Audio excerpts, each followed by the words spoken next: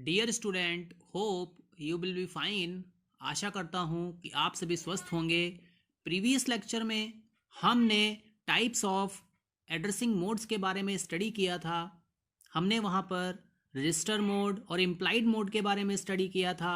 आज हम register indirect mode के बारे में स्टडी करेंगे। Indirect mode, auto increment, auto decrement modes के बारे में स्टडी करेंगे। नाउ हम बात करते हैं आपका रजिस्टर इनडायरेक्ट मोड का। देखिए, इससे पहले हमने रजिस्टर मोड के बारे में स्टडी किया था और रजिस्टर मोड में आपको ये बताया गया था कि वहाँ पर हमारे पास में केवल एक रजिस्टर रेफरेंस होता है। आप सिंपलेस्ट पॉइंटर बनाते हैं, वो उसका एक बेटर एग्जाम्पल है। रजिस्टर इनडायरेक्ट मोड की अगर हम बात करें तो रजिस्टर इनडायरेक्ट मोड में हमारे पास में एक से ज़्यादा रजिस्टर रेफरेंस होते हैं। इसमें जो हमारा ऑपरेंड होता है, ऑफसेट मींस इफेक्टिव एड्रेस जो होता है, वो प्लेस किए जाते हैं आपके रजिस्टर्स में। आप चाहें उसे इस बेस रजिस्टर कह लीजिए, जैसे कि कल मैंने आपको बताया था BX और BP हमारे क्या होते हैं, बेस रजिस्टर्स होते हैं। SI और DI ये हमारे स्टार्टिंग इंडेक्स होते हैं। इसमें जो इफेक्टिव एड्रेस होता है वो बेस रजिस्टर के पास में होता है या फिर इंडेक्स रजिस्टर के पास में होता है, और उसको हम इंस्ट्रक्शंस के थ्रू स्पेसिफाई करते हैं। जैसा कि मैंने आपको बताया, यहाँ पर 2 register reference is required to access the data. यहाँ पर हमारे पास में 2 रजिस्टर रेफरेंस हैं जिसकी हेल्प से डाटा को एक्सेस किया जा सकता है। नाउ नेक्स्ट इज, हमारे पास में इंस्ट्रक्शन है, इसका रजिस्टर के पास में रेफरेंस है। एक रजिस्टर के पास में दूसरे रजिस्टर का रेफरेंस आ गया और इस रजिस्टर के पास में आपको पर्टिकुलर डाटा मिलेगा जो कि आपका मेमोरी में जाके सेव होगा। तो सिंपलेस्ट हम ये कह सकते हैं कि फॉर एग्जांपल हमने पॉइंटर टू पॉइंटर इंप्लीमेंट किया, तो ये एक एग्जांपल है रजिस्टर टू रजिस्टर रेफरेंस का, और ये हमारा रजिस्टर इनडायरेक्ट मोड कहलाता है। एग्जाम्पल के लिए इसमें एक चीज़ आपको ध्यान में रखनी है कि जहाँ पर भी स्क्वायर ब्रैकेट लगा होता है, जैसे कि यहाँ पे लगा हुआ है BX पर, बेस रजिस्टर पे, तो ये हमारा रजिस्टर इनडायरेक्ट मोड है। यहाँ पर जो कंटेंट होता है वो मूव करता है रजिस्टर BX में या फिर रजिस्टर AX में।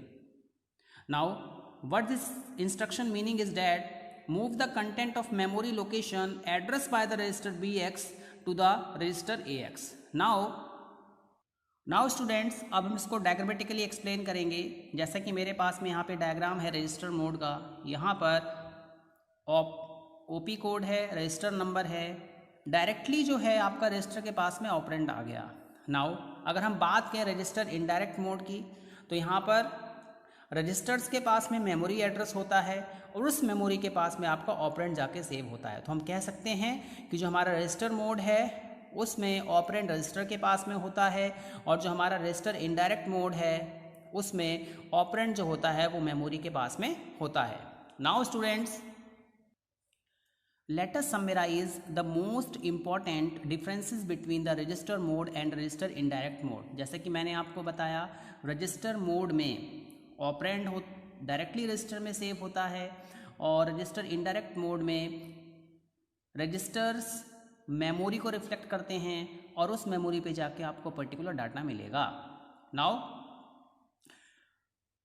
यहाँ पर जो डाटा सेव हो रहा होता है उसकी मेमोरी लोकेशंस भी अलग अलग होती है। अगर हम बात करें रजिस्टर मोड की, तो यहाँ पर operand is placed in general purpose registers.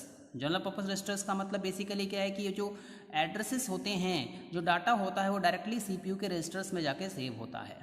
यहाँ पर क्या होता है, ऑपरेंड ऑफसेट की हम बात कर रहे हैं।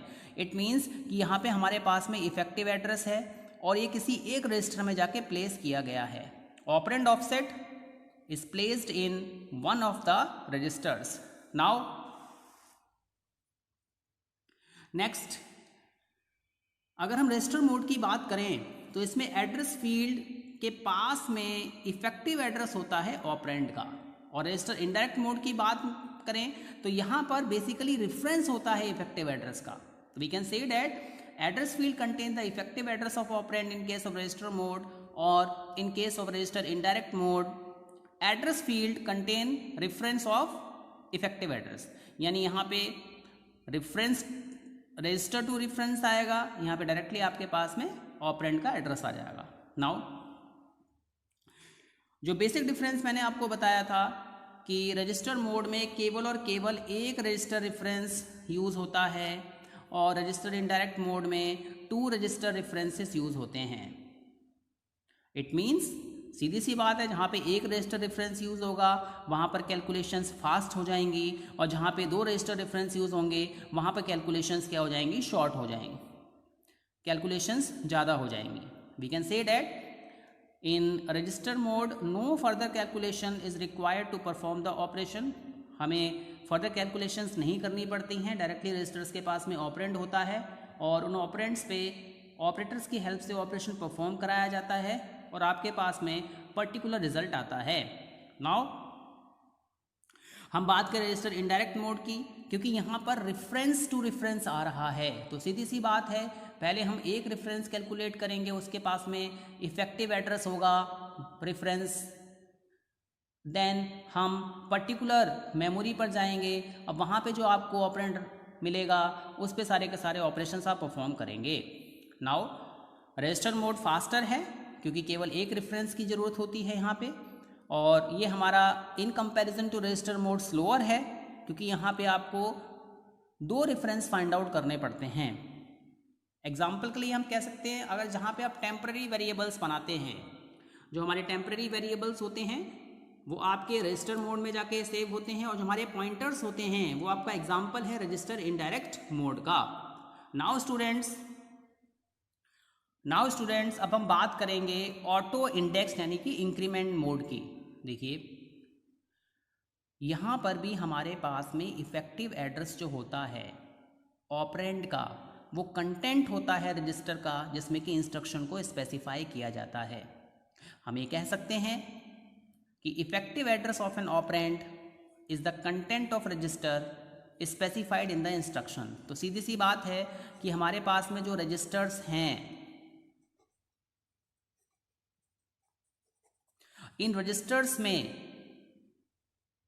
इफेक्टिव एड्रेस होगा और ये जो इफेक्टिव एड्रेस है ये ऑपरेंड का है, तो सीधी सी बात है कि यहाँ पे डायरेक्टली कंटेंट को सेव किया जाता है। यहाँ पे एक एग्जांपल दिया गया है आपको, यहाँ पे क्या है देखिए, एक चीज़ ध्यान में रखिएगा, जैसा कि हमने देखा रजिस्टर इनडायरेक्ट मोड में, वहाँ पे हमने स्क्वायर ब्रैकेट्स यूज़ किए थे, किसके लिए, इफेक्टिव एड्रेस फाइंड आउट करने के लिए। तो इसी तरीके से यहाँ पे हमने क्या किया है, पेरेंथेसिस का यूज़ किया है, add R1 R2। It means in दोनों को आपको क्या करना है, R प्लस दे रखा है, इंक्रीमेंट करना है इसको। तो सबसे पहले क्या होगा, R1 equal to R1 plus M of R2, जहाँ पे इफेक्टिव एड्रेस होगा वो फाइंड आउट किया जाएगा। नाउ R2 में जो डिस्प्लेसमेंट आ रहा है उसको हम ऐड कर देते हैं। आपने +1 किया है, +2 किया है, +3 किया है, यहाँ पे जो R2 equal to R2 plus D लिखा हुआ है उसका बेसिकली मीनिंग क्या है कि सपोज आपने R प्लस प्लस किया, तो नॉर्मली जो स्टेटमेंट होती है इंटरनली जब हम इसको कैलकुलेट करते हैं तो क्या होता है R प्लस 1। तो पहले क्या होगा, इंक्रीमेंट होगा, then after that the instructions will be executed. Now यहाँ पर सबसे पहले ऑपरेंड को एक्सेस किया जाता है, और जैसे ही आप ऑपरेंड को एक्सेस करते हैं तो जो भी कंटेंट होता है रजिस्टर में वो आपका ऑटोमेटिकली इंक्रीमेंट हो जाता है, और जो आपका पॉइंटर होता है वो नेक्स्ट इंस्ट्रक्शन पे पॉइंट आउट करना शुरू कर देता है, और जितनी भी इंस्ट्रक्शंस होती हैं वो आपकी कॉन्सिक्यूटिव मेमोरी लोकेशंस पे जाके सेव होती हैं। कॉन्सिक्यूटिव मेमोरी लोकेशंस कंटिन्यूसली जो लोकेशंस आती रहती हैं 1 बाय 1। जैसे कि सिंपलेस्ट आपने क्या किया, प्रोग्राम लिखा, उसमें इंस्ट्रक्शंस लिखी, तो 1 बाय 1 इंस्ट्रक्शन एग्जीक्यूट होती हैं। अगर आपने कहीं पे ब्रांचिंग भी कर दी है तो कंट्रोल पहले ब्रांच को जाके एग्जीक्यूट करता है, उसके बाद कंट्रोल दोबारा वहीं पे आ जाता है जहाँ पर नेक्स्ट इंस्ट्रक्शन को एग्जीक्यूट करना है। So we can say that after accessing the operand the content of this register is automatically incremented to point the next consecutive memory location। तो ये आप ध्यान में रखेंगे कि जो हमारा इंक्रीमेंट मोड होता है उसमें इफेक्टिव एड्रेस जो होता है वो ही कंटेंट होता है आपका उस रजिस्टर का जिसको कि आपने स्पेसिफाई किया है रजिस्टर में। और इसमें सबसे पहले ऑपरेंड को एक्सेस किया जाता है। ऑपरेंड को एक्सेस करने के बाद में जो कंटेंट होता है वो ऑटोमेटिकली इंक्रीमेंट हो जाता है और इसके बाद में नेक्स्ट इंस्ट्रक्शन पे जो कॉन्सिक्यूटिव मेमोरी लोकेशन होती है उसको पॉइंट करना आपका प्रोग्राम काउंटर स्टार्ट कर देता है। नाउ स्टूडेंट्स अब हम इसका एक वेरिएंट लेते हैं। आपने देखा था ऑटो इंक्रीमेंट मोड, अब हमारे पास में क्या आ जाएगा ऑटो डिक्रीमेंट मोड। आपने देखा होगा कि आप स्टेटमेंट्स में क्या करते हैं आर माइनस माइनस करते हैं। अब इसमें दोनों तरीके के इंक्रीमेंट और डिक्रीमेंट मोड आते हैं, चाहे वो हमारे पास में पोस्ट फिक्स हो चाहे वो हमारे पास में प्री फिक्स हो। नाउ यहाँ पे हमें क्या करना है, देखिए नॉर्मली जो हम कैलकुलेशंस परफॉर्म करते हैं मैथमेटिकल कैलकुलेशंस, आपने माइनस किया हुआ डायरेक्टली आप माइनस कर देते हैं, बट कंप्यूटर मेमोरी में वहाँ पर डायरेक्टली माइनस नहीं होता है, वहाँ पे एक तरीके से एडिशन ही परफॉर्म होता है। तो यहाँ पे ऐड R1 माइनस R2, तो सबसे पहले यहाँ पे डिस्प्लेसमेंट फाइंड आउट किया जाएगा। आपने लिखा R माइनस माइनस, तो सीधी सी बात है इसका मतलब क्या है R माइनस 1, तो पहले इसमें से 1 माइनस किया जाएगा, then the addition will be performed and you will get the required answer. Now same thing जो आपने ऑटो इंक्रीमेंट मोड में की थी वही यहाँ पे करनी होगी। Effective address of an operand is the content of the register specified in the instruction.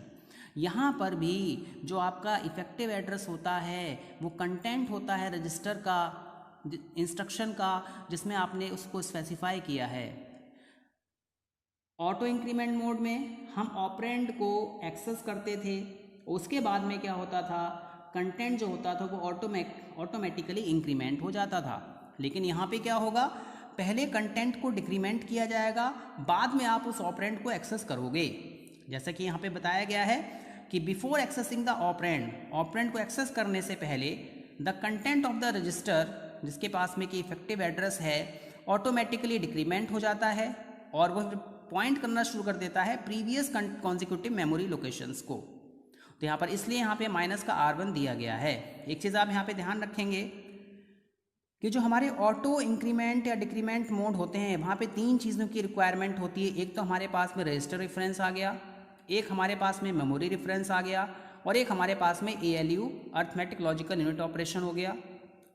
तब जाके हमारे पास में रिक्वायर्ड डाटा एक्सेस होता है, क्योंकि रजिस्टर के पास में रेफरेंस है, रेफरेंस पे जाएंगे हमें मेमोरी रेफरेंस मिलेगा, वहाँ पे हमें डाटा मिलेगा, फिर हम लॉजिकल ऑपरेशंस यहाँ पे परफॉर्म करेंगे। नाउ जितने भी आपके डाटा स्ट्रक्चर्स होते हैं उनमें ऑटो इंक्रीमेंट और ऑटो डिक्रीमेंट मोड बहुत ही यूजफुल होता है। We can say that these modes are useful in implementing LIFO data structure, last in first out order. तो मैं आशा करता हूँ कि आपको समझ में आया होगा। धन्यवाद।